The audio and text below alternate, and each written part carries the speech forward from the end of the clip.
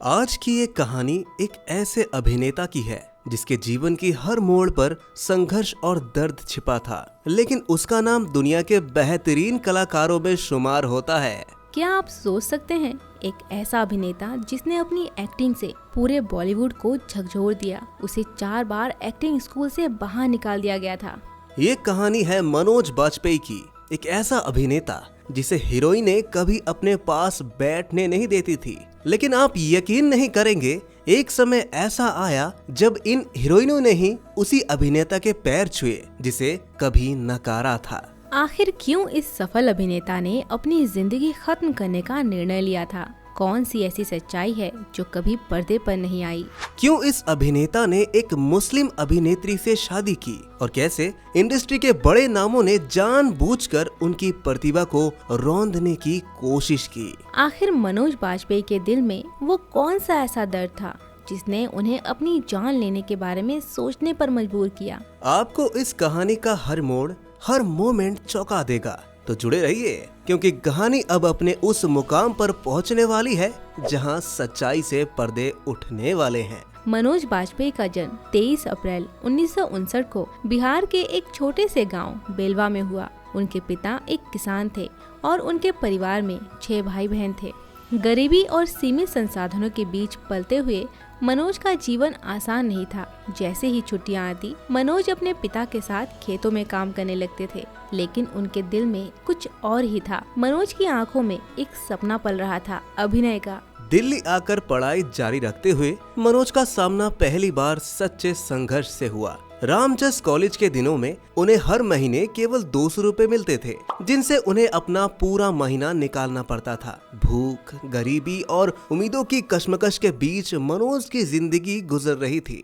लेकिन एक दिन जब उन्होंने नसरुद्दीन शाह का इंटरव्यू देखा, उनके भीतर की आग ने फिर से जलना शुरू किया। नेशनल स्कूल ऑफ ड्रामा में दाखिला लेने का सपना उनके दिल में बस गया, लेकिन ये सपना जितना बड़ा था, उसकी राह उतनी ही कठिन थी।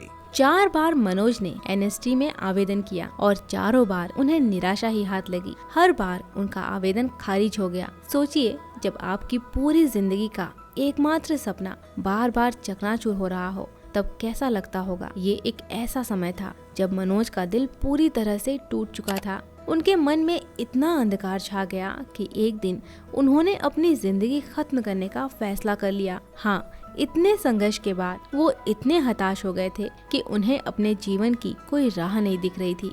लेकिन किस्मत को शायद कुछ और ही मंजूर था। उसी वक्त उनके साथी कलाकार रघुबीर यादव ने उन्हें एक जीवनदायक सलाह दी, क्यों ना तुम बैरी जॉन के थिएटर ग्रुप में शामिल हो जाओ।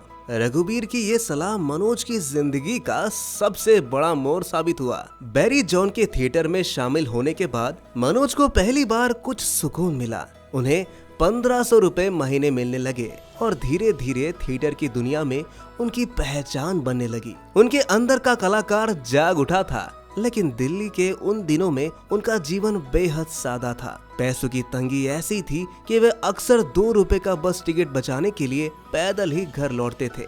दिन भर थकान से चूर होते, मगर चेहरे पर वही सपने लिए हुए चलते जाते। उनके भीतर कुछ था जो उन्हें हर मुश्किल से जूझने की हिम्मत देता था। कहानी का असली मोड़ तब आया जब एक थिएटर शो के दौरान मनोज की मुलाकात शेखर कपूर से हुई। शेखर कपूर, जो तब बैंडिट क्वीन बना रहे थे, मनोज की अदाकारी से प्रभावित हुए और उन्हें मुंबई आने का प्रस्ताव दिया।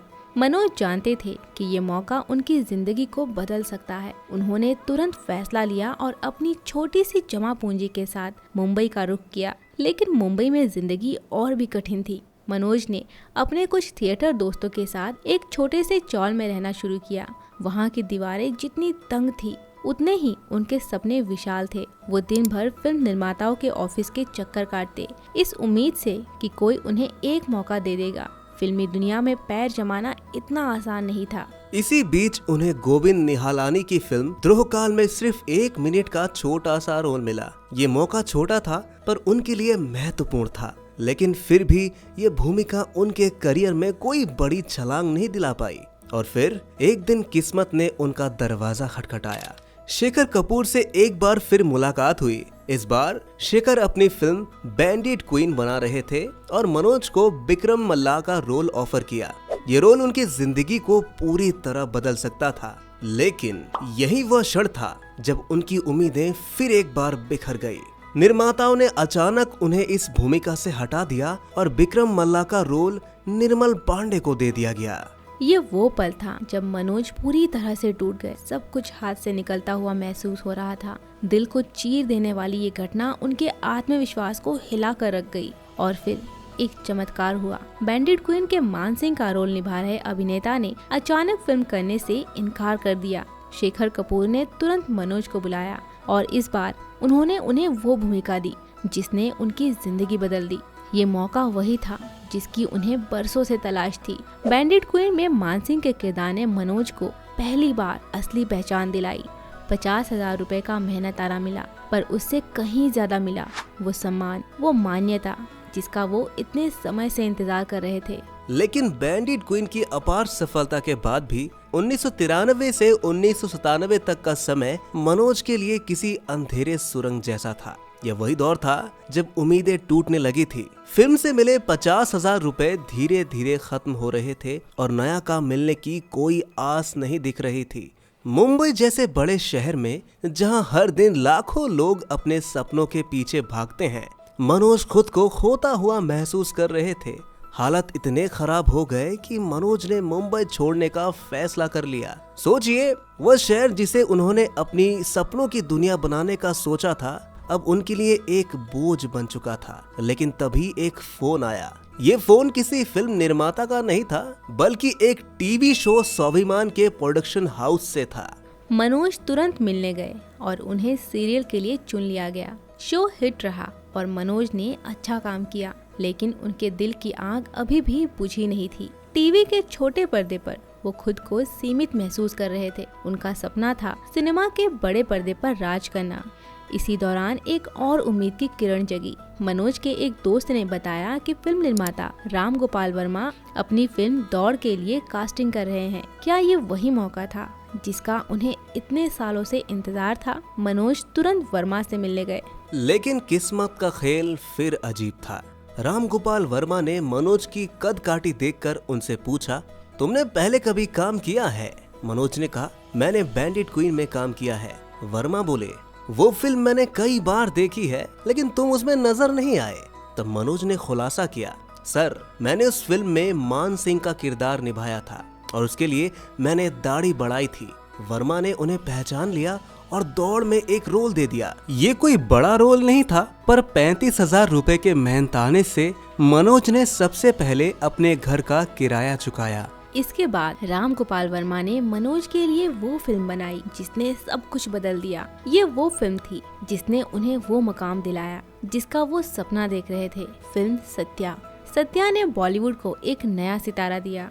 मनोज बाजपेयी ने भीखू मात्रे का किरदार निभाकर न केवल दर्शकों के दिलों पर राज किया, बल्कि उन्होंने इंडस्ट्री के हर कलाकार को अपनी अदाकारी से हैरान कर दिया। ये रोल उनके करियर का टर्निंग पॉइंट साबित हुआ। भीखू मात्रे का नकारात्मक किरदार जिसे मनोज ने निभाया इतना दमदार था कि पूरा देश उन्हें इस नाम से जानने लगा। इस किरदार ने न केवल उन्हें प्रसिद्धि दिलाई, बल्कि उनकी असली पहचान भी बनाई।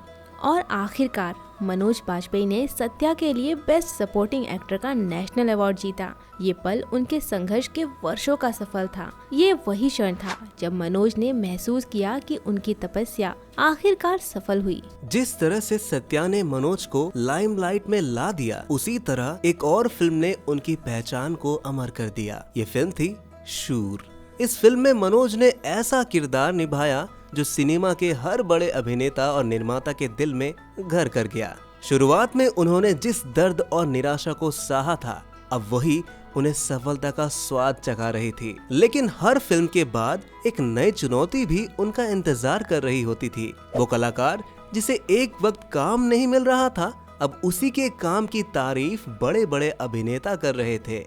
ये उनके करियर का वो दौर था जब मनोज को हर जगह से सराहना मिल रही थी। फिल्म दर फिल्म उन्होंने अपने अभिनय से दर्शकों को चौंकाया। फिजा, घात, पिंजर और वीर जारा जैसी फिल्मों ने उन्हें सिर्फ एक स्टार नहीं बल्कि एक ऐसे अभिनेता के रूप में स्थापित किया जो अपनी हर भूमिका को दिल से जीता था। हर किरदार में उनकी आंखों में एक गहराई होती थी जो उनके निजी संघर्षों की कहानी बयां करती थी। पिंजर में जब उन्होंने एक भावुक किरदार निभाया, उनके अभिनय ने लोगों के दिलों को झकझोर दिया। फिल्म गैंग्स ऑफ वासेपुर ने उनके करियर को एक नई ऊंचाई दी। इस फिल्म ने न केवल उन्हें नई पहचान दिलाई बल्कि उन्हें सिनेमा के हर कोने से तारीफें मिलने लगी। भीखू मात्रे से लेकर सरदार खान तक का सफर आसान नहीं था, लेकिन हर कदम पर उनकी मेहनत और उनकी अदाकारी ने उन्हें और ऊंचाइयों पर पहुंचाया। उनके करियर का एक और महत्वपूर्ण मोड़ तब आया जब उन्होंने अलीगढ़ में एक प्रोफेसर का किरदार निभाया। इस फिल्म में उनका अभिनय इतना संवेदनशील और सजीव था कि लोग उनकी आंखों में छिपी तकलीफ को महसूस कर सके। ये किरदार उनकी निजी जिंदगी के संघर्षों से कहीं न कहीं जुड़ा हुआ था। फैमिली मैन वेब सीरीज ने उन्हें एक नई पीढ़ी से जोड़ा। यहाँ एक ऐसे अभिनेता को देखा गया जिसने सिर्फ बड़े पर्दे पर ही नहीं बल्कि डिजिटल प्लेटफॉर्म पर भी अपनी धाक जमाई। हर किरदार, हर कहानी मानो उनकी खुद की जिंदगी के किस्से हो। एक तरफ जहाँ मनोज बाजपेयी ने फिल्मी दुनिया में एक सफल करियर बनाया, वहीं उनका निजी जीवन भी विवादों से घिरा रहा। मनोज का जीवन जब फिल्मों में संघर्ष के दौर से गुजर रहा था, तब परिवार ने दिल्ली की एक लड़की से उनकी शादी कर दी। उस वक्त मनोज के पास ना तो स्थिर करियर था और ना ही कोई आर्थिक सुरक्षा। एक तरफ फिल्मी दुनिया में जगह बनाने की जद्दोजहद, तो दूसरी तरफ एक टूटता हुआ रिश्ता। दोनों ने मनोज को अंदर तक तोड़ दिया। उन दिनों का दर्द शायद शब्दों में बयान नहीं किया जा सकता। आखिरकार वो रिश्ता तलाक तक पहुंच गया और मनोज एक बार फिर अकेले हो गए। लेकिन जैसा कि कहते हैं, वक्त सब कुछ बदल देता है। मनोज ने भी अपने अभिनय के जुनून को टूटने नहीं दिया। उनकी मुलाकात हिंदी सिनेमा की मशहूर अभिनेत्री शबाना रजा से हुई, जिसे हम फिल्मी दुनिया में नेहा के नाम से जानते हैं। एक छोटी सी मुलाकात से शुरू हुआ उनका रिश्ता धीरे धीरे प्यार में बदल गया। लेकिन ये प्यार भी आसान नहीं था। शबाना मुस्लिम थी और मनोज ब्राह्मण। उनका ये रिश्ता समाज के उन बंधनों को तोड़ने का प्रयास था जिनके खिलाफ वे खड़े थे। परिवार की नाराजगी और समाज की बंदिशों के बावजूद 2006 में उन्होंने शबाना से शादी कर ली। ये रिश्ता मनोज की जिंदगी में एक नई रोशनी लेकर आया। उनके अभिनय का जादू किसी से छिपा नहीं है। फिल्म राजनीति के प्रीमियर पर जब कटरीना कैफ और तब्बू ने मंच पर आकर मनोज के पैर छुए, तो वहां मौजूद हर व्यक्ति हैरान रह गया। ये वो पल था जिसने साबित कर दिया कि मनोज केवल एक अभिनेता नहीं बल्कि अपने समय के सबसे प्रभावशाली कलाकारों में से एक बन चुके थे। ओम पुरी और नसीरुद्दीन शाह के बाद अगर किसी का नाम लिया जाता था तो वो था मनोज बाजपेयी। लेकिन हर सफलता की कहानी के पीछे छिपे दर्द को शायद ही कोई देख पाता है। मनोज को फिल्म इंडस्ट्री में नेपोटिज्म का भी सामना करना पड़ा। एक समय ऐसा था जब उन्होंने अपनी मेहनत से फिल्मों में लीड रोल पाया, लेकिन फिल्म बनने के दौरान अचानक से वो रोल उनसे छीन लिया गया। क्यों? क्योंकि इंडस्ट्री के बड़े नाम अपने बच्चों को लाना चाहते थे। कई बार मनोज के सामने ऐसे मौके आए जब उनका टैलेंट पीछे छोड़ दिया गया और बड़े नामों के बच्चों को मौका दिया गया। करण जौहर का नाम अक्सर नेपोटिज्म के संदर्भ में लिया जाता है। मनोज बाजपेयी भी उन कुछ कलाकारों में से एक है जिन्हें नेपोटिज्म का शिकार होना पड़ा। फिल्में जो उनके करियर को नई ऊंचाई पर ले जा सकती थी, उनसे छीन लिया गया। ये उनके लिए एक शर्मनाक और कड़वा अनुभव था। मनोज जैसे अभिनेता को जो अपनी मेहनत से ऊपर आए थे, सिस्टम ने कई बार पीछे धकेला। ये वो इंसान था जो हर हार से और मजबूत होकर खड़ा हुआ। नेपोटिज्म के खिलाफ लड़ते हुए भी उन्होंने अपने अभिनय की धारा को कभी धीमा नहीं होने दिया। फिल्मों में चाहे छोटे किरदार हो या बड़े, हर किरदार को उन्होंने अपने अनोखे अंदाज में निभाया और हर बार खुद को साबित किया। आज मनोज बाजपेयी अपने परिवार के साथ मुंबई में रहते हैं। उनकी एक प्यारी सी बेटी है और वह अपने परिवार को पूरा वक्त देते हैं। एक किसान का बेटा जिसने छोटी सी उम्र में घर बार छोड़कर मुंबई का सफर तय किया, आज करोड़ों की संपत्ति का मालिक है। लेकिन ये संपत्ति सिर्फ धन की नहीं है, ये संपत्ति उनके उस संघर्ष की है जो हर कदम पर उन्हें महानता की ओर ले गया। तो दोस्तों, ये थी मनोज बाजपेयी की कहानी, एक ऐसे अभिनेता की जो कभी हार मानने को तैयार नहीं हुआ। ये कहानी सिर्फ सिनेमा के एक सितारे की नहीं है, बल्कि उस इंसान की है जिसने हर संघर्ष का सामना किया, हर चोट से खुद को और मजबूत किया और आज वो एक लेजेंड बन चुके हैं। आशा करते हैं कि आपको ये कहानी पसंद आई होगी।